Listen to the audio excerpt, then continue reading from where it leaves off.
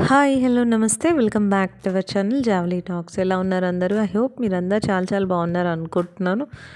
So, ఈరోజు మన వీడియోలో ఇక్కడ చూపిస్తున్నది ఏంటంటే, ఇక్కడ పాతకాలం వంట అనమాట. సో, ఇది చాలా హెల్తీ, చాలా బాగుంటుంది. సో, ఎందుకంటే ఇక్కడ మనము స్టీమ్‌తో కుక్ చేస్తాం కాబట్టి ఎవరైనా ఈజీగా తినొచ్చు అనమాట. సో, దీన్ని కుడుములు అంటాము. దీనికోసం మనకి ఇక్కడ అనప గింజలు కావాలి. అనపకాయను ఒలిస్తే అనప గింజలు వస్తాయన్నమాట. వీటిని మనం ఒక కప్పు అంటే ఒక గ్లాస్ వరకు అనప గింజల్ని తీసుకొని అవి మునిగేంత వరకు వాటర్ పోసి ఒక 2 విజిల్స్ వచ్చేంత వరకు అయితే మనం స్టవ్ మీద పెట్టుకొని కుక్ చేసుకోవాలి. నెక్స్ట్ ఇది మనం అలా ఇడ్లీ లాగానే స్టీమ్లో కుక్ చేసుకోవాలన్నమాట. సో ఇక్కడ మనము కుక్కర్లో వేసి ఒక 2 విజిల్స్ వచ్చేంత వరకు అయితే వెయిట్ చేద్దాం. అది కుక్ అయ్యేలోపు ఇక్కడ ఒక మిక్సీ జార్ తీసుకొని ఒక 7-8 పచ్చిమిర్చి అలానే ఉల్లి కాడలు వాటిని తీసుకొని మనము ఓ గ్రీన్ పార్ట్ మాత్రమే తీసుకొని ఆకులని ఉల్లాకు తీసుకొని చిన్నగా కట్ చేసుకొని కొద్దిగా సాల్ట్ వేసుకొని మనం మిక్సీ వేసుకోవాలన్నమాట.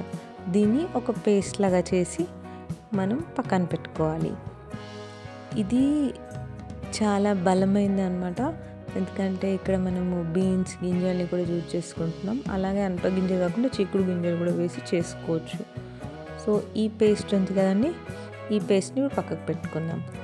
ఇప్పుడు ఒక పెద్ద బౌల్ తీసుకొని ఏ గ్లాస్ తోటి అయితే మనము అనప గింజల్ని తీసుకున్నామో అదే గ్లాస్ తోటి సేమ్ ఒక గ్లాసు అనప గింజలకి ఒక గ్లాసు బియ్యపు పిండి, ఇక్కడ గుర్తుపెట్టుకోండి బియ్యపు పిండి మాత్రమే యూజ్ చేయాలన్నమాట.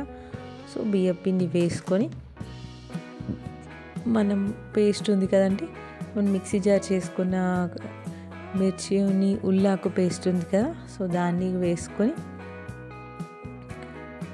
మనం ఇప్పుడు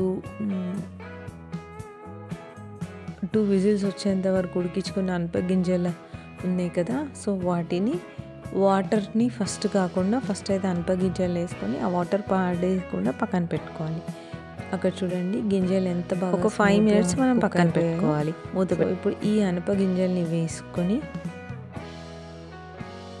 మొత్తం కదా సో కలుపుకొని అందుకనమాట ఒక్కసారి.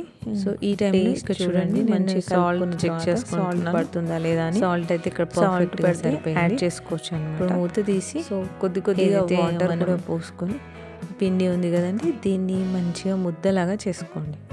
చూడండి ఎంత బాగుందో కలర్. ఇక్కడ పచ్చిమిర్చి ఉల్లాకు పేస్ట్ వేసాం కదా, అందుకని చెప్పేసి మనకి ఇక్కడ మంచి కలర్ వచ్చింది. సో బాగా మెత్తగా కాకుండా బాగా గట్టిగా కాకుండా కలుపుకొని పక్కన పెట్టుకోవాలి. ఇప్పుడు ఇడ్లీ పాత్రలను తీసుకొని ఇడ్లీ స్టాండ్లా ఉంటుంది కదా, ఒక్కటి మాత్రమే సరిపోతుంది. దాన్ని మనం ఆయిల్తో గ్రీస్ చేసుకొని ఏదైతే మన ఈ కలుపుకొని పక్కన పెట్టుకున్న పిండి ఉంది కదండి దాన్ని ముద్దలుగా చేసుకొని మధ్యలో ఒక హోల్ లాగా పెట్టేసి మొత్తం లాస్ట్ వరకు కాదండి కొంచెం హోల్ లాగా చేసి మనం ఇడ్లీ పాత్రలో పెట్టుకోవాలన్నమాట.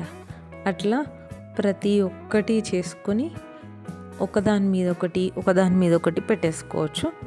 నేను అలా ఒక సైడ్ 4 పెట్టుకున్నాను అనమాట. సో ఇవన్నిటిని ఒకటేసారి మనం స్టీమ్ చేసుకోవచ్చు. వస్తాయి ఒకదాని చేసుకున్నప్పుడు కూడా వస్తాయి. సో ఇవి అతుక్కోకుండా ఉండాలంటే మనం ఆయిల్ గ్రీస్ చేసుకోండి. ఒకదాని మీద పెట్టి ఇడ్లీని కుక్ చేసుకున్నట్టు ఒక 15 మినిట్స్ మంచిగా కుక్ చేయాలండి. స్టీమ్ చేసుకొని ఇడ్లీ పాత్రలో పెట్టేసుకొని ఒక 15 మినిట్స్ కుక్ చేసుకోండి. ఇక్కడ ముందే బాయిల్ చేసుకున్న వాటర్లో నేనైతే ఈ కుడుములను పెట్టేసి ఒక 15 మినిట్స్ కుక్ చేస్తాను అన్నమాట. ఇవి ఎవరైనా తినొచ్చు. మనకి అంటే స్టీమ్ మీద కుక్ చేస్తాం కాబట్టి చాలా హెల్దీ అనమాట. ఇందులో బీన్స్ ఉంటాయి కాబట్టి సో ఇది హై ఫైబరు మంచి ఫుడ్ అనమాట, చాలా బలం కూడా. సో ఇక్కడ మన కుడుములు అయితే మంచిగా ఉడికిపోయాయి. ఇప్పుడు ఫైనలీ సర్వింగ్ టైం అనమాట. సో వీటిని వేడిగా ఎలా పొగలు వస్తున్నాయి చూడండి. సో వీటిని పల్లి నూనెతో మనం చట్నీలు అవి కాకుండా నూనె వేసుకొని మాత్రమే తీసుకోవాలన్నమాట. సో ఇక్కడ పైనుంచి నూనె వేసుకొని వేడి వేడి కుడుముల మీద పైనుండి నూనె వేసుకొని ఆ నూనెలో ఈ కుడుములను డిప్ చేసుకొని అంటే చాలా చాలా బాగుంటుంది. సో ఈ పాతకాలం వంట అయినప్పటికీ ప్రాసెస్ కొంచెం పెద్దగా ఉన్నప్పటికీ ఒక్కసారి టేస్ట్ చేస్తే మాత్రం అస్సలు వదలరు అనమాట, అంత బాగుంటుంది. సో ఇక్కడైతే నేను ఇక్కడ టేస్ట్ చేస్తున్నాను. సో మై ఫేవరెట్ ఫుడ్ అనమాట ఇది.